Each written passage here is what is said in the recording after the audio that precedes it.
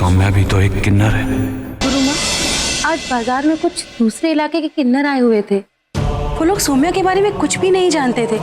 वो तो अच्छा हुआ कि मैंने समय पे उन्हें देख लिया। आज वो बच्चा चिंटू था, सौम्या की हकीकत बताने के लिए। कल तो कोई और भी हो सकता है ना गुरुमा? अगर ऐसा हुआ तो अनर्थ हो जाएगा। हाँ गुरुमा। तभी तो मैं कहती हूँ कि सौम्या जब तक जिंदा रहेगी अपने किन्नर होने के सच से भाग नहीं पाएगी।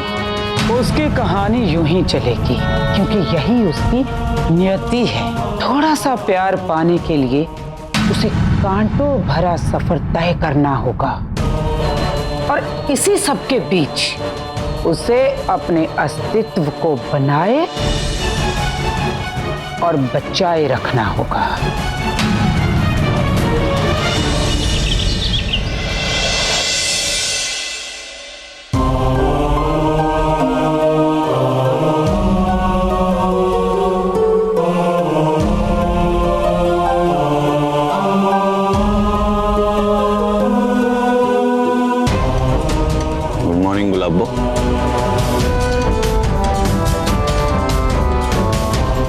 तुम रात भर सोई नहीं?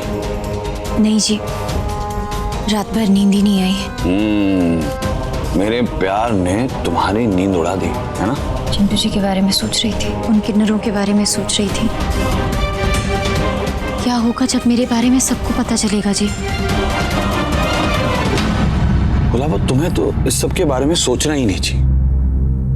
क्या फर्क पड़ता है कि दुनिया तुम्हारे बारे में क्या सोचती है, हम दोनों के बारे में क्या सोचती है? देखो, अब तो तुम हो, मैं हूं, हमारा प्यार है, ये घर है और सबसे इंपॉर्टेंट, इस घर में तुम्हें खुले दिल से अपनी बहू स्वीकारने वाली प्रीतो है। यही दुनिया है और तुम्हें इस दुनिया के अलावा और किसी दुनिया की फिक्र होनी ही नहीं चाहिए। सही कह रहे हैं जी। मम्मी जी भी कहती हैं कि मैं बहुत किस्मत वाली हूँ, वरना ऐसी किस्मत किन्नरों की नहीं होती है जी। किस्मत वाला तो मैं हूं, जो मुझे तुम मिली। तुम्हें मिलने से पहले मैं क्या था? आवारा। पूरा दिन आवारागिरी करता रहता था, यहां से वहां घूमता रहता था। पर अब तुम्हें मिलने के बाद मैं आशिक बन गया हूं और सुधर भी गया हूं।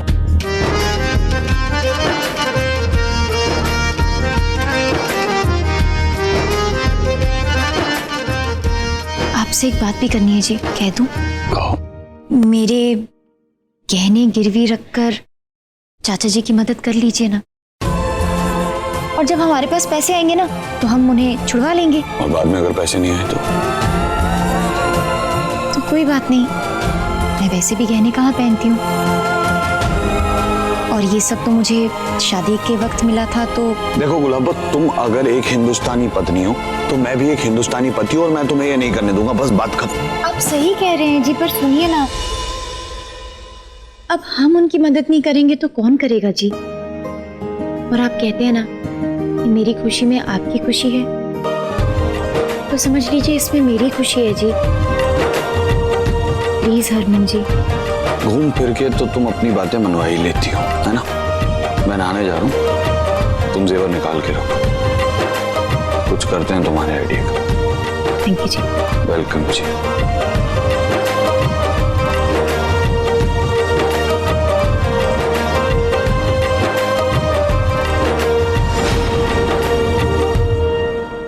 मेरे कारण मम्मी जी ने शन्नू चाची को बहुत डांटा, उन पर हाथ तक उठाया। इन सब पर तो मेरा कोई भी बस नहीं है, लेकिन अगर किसी तरह से मैं चाची जी की मदद कर पाऊं तो शायद मुझे तसल्ली मिल जाए। और शन्नो, अब जब तूने ये जंग छेड़ ही दिया ना तो कोई बात नहीं, अब जी भर के लड़ेंगे। देखते हैं, जो होना होगा होगा। अब अंत में हार हो या जीत, आखिरी सांस तक लड़ेंगे। जिस घर में तेनू शांति दे नाल रहना है ना, तेरा जो ये मुखड़ा है ना, इस पे एक हंसी का मुखौटा ओढ़ के रख। तो जितना खुश नजर आएगी ना भाभी ने, उतना ही तेरे को ताने कम देने। जो मैं कह रहा हूं उसको समझने की कोशिश कर। हाँ, अब मेरे नाल चाय भी।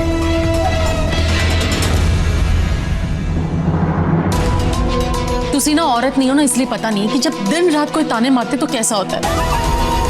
बस वीर, मैंने अभी सब सहन नहीं करना है। और सारी समस्याएं ना चाय पीने से हल नहीं होती।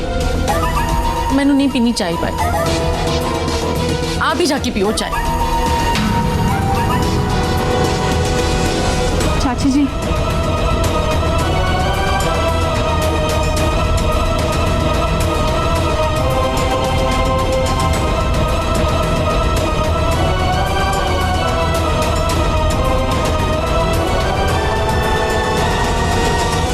चाची जी, मैं समझ सकती हूँ चाय पीने से किसी समस्या का समाधान नहीं निकलता, लेकिन हाँ, चाय पीते पीते बड़ी से बड़ी समस्या का समाधान निकल जाता है।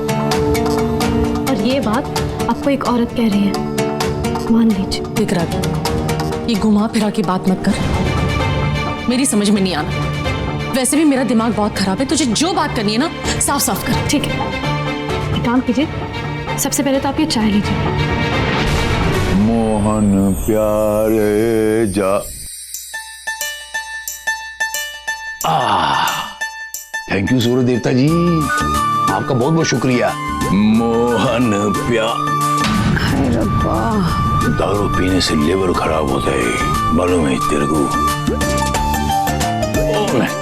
मैं नहीं कह रहा, वो एक फिल्म च अमिताभ बच्चन ने बोलिया सी, आचार्य अमिताभ बच्चन एक फिल्म च कह रहे सी, मैं दारू पीता नहीं हूँ, पार्टी में गया था, मुझे जबरदस्ती किसी ने पिला दी, लेकिन मेरे हाथ की चाय पीने से हैंगओवर ठीक होता है। मैं कह रही पी ले। और दारू कैसे ना पीऊं? एक्टिंग की है कभी? एक्टिंग वो बड़ा मुश्किल काम है जी। और मैं एक्टिंग कर रही हूँ रोज, सारा दिन सौम्या की हैं जी मुस्कुराते रहो, हैं जी बहू। बड़ा मुश्किल काम है जी, मैं थक गई। वो तो सब ठीक है प्रीत, मजाक डाल मजाक हो गया, लेकिन ये सारी अफरा तफरी के अंदर हम अपनी रावी को ना खो दें यार। ना जी ना, वो तुसी अपनी बच्ची को जानते नहीं हो। उसे मैं जैसे ही सच बताऊंगी ना, वो दौड़ी चली आएगी हमारे पास।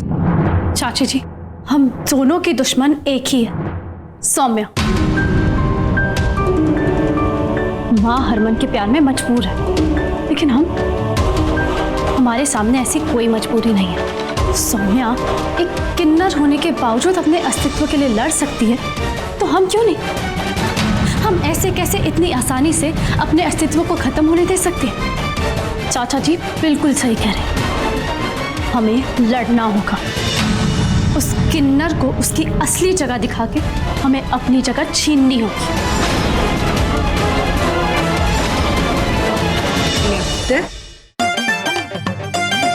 देखना, तेरा इंटरव्यू बहुत अच्छा होगा और माता रानी से मैं दुआ करूंगी ये नौकरी मेरी सुरभि को ही मिले। थैंक यू नानी।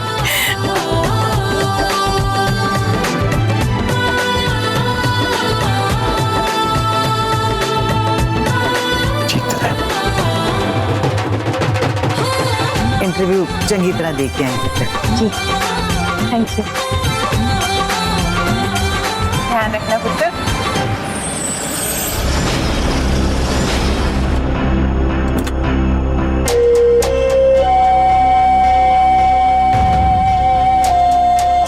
अंकल जी। सत श्री अकाल बेटा। सत श्री अकाल पुत्र। तू इतने क्या कर रहा है? हाँ अंकल जी, वो मैं पास से निकल रहा था तो सोचा आप लोगों से मिलता चलूं। अच्छा, वो मैं अमृतसर जा रहा हूँ ना।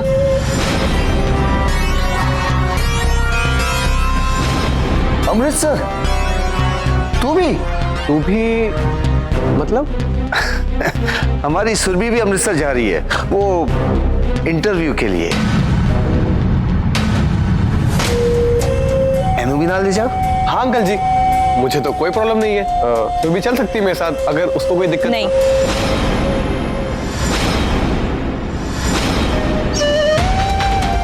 इसकी कोई जरूरत नहीं, I'll manage।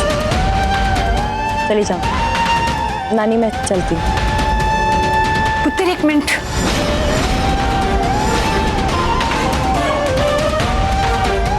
सुरभि पुत्र कहाँ बसों में धक्के खाती फिरेगी? ठीक ही तो कह रहे हैं। चले जा वरुण के साथ। नानी की इतनी सी बात नहीं मानेगी पुत्र। चले जाओ, वरुण ले जाए ना। तो फिर चले। ठीक है, आती हूँ। अपना ख्याल रखना। अच्छा,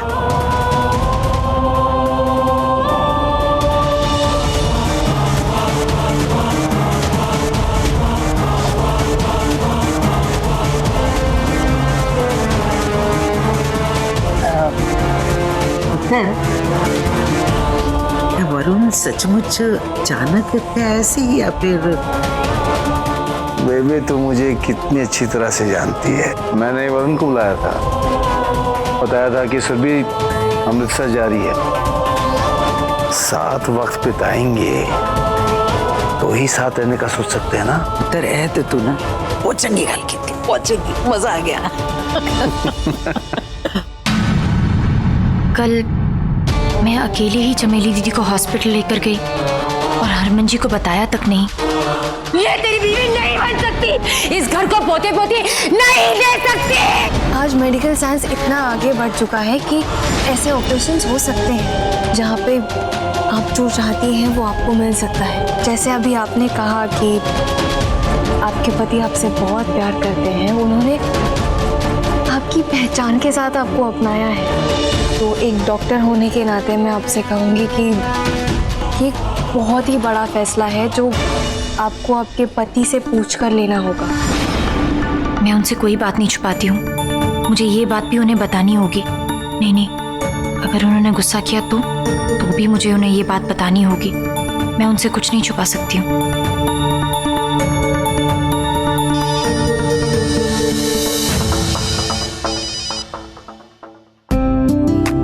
तुम 100 साल जीने वाली हो गुलाब को।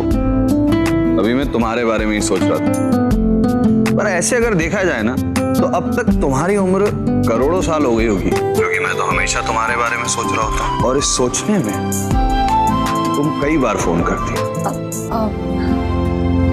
हरमन जी, मुझे आपसे कोई जरूरी बात करनी है। बोलो, सुन रहा हूँ मैं। कल चमेली दीदी का बुखार नहीं उतर रहा था तो मैं उन्हें सावित्री देवी कॉलेज और हॉस्पिटल लेकर गई थी। अरे तो तुमने मुझे बताया क्यों नहीं? मैं भी तुम्हारे साथ आता। नहीं, मैं आपको परेशान नहीं करना चाहती थी, इसलिए बताया नहीं। और फिर क्या? सौम्या सब ठीक तो है ना? वो मैंने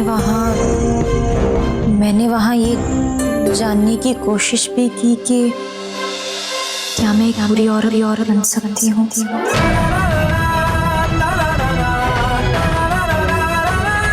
सौम्या, तुमने वहां पर कोई मेडिकल टेस्ट तो नहीं करवाया ना?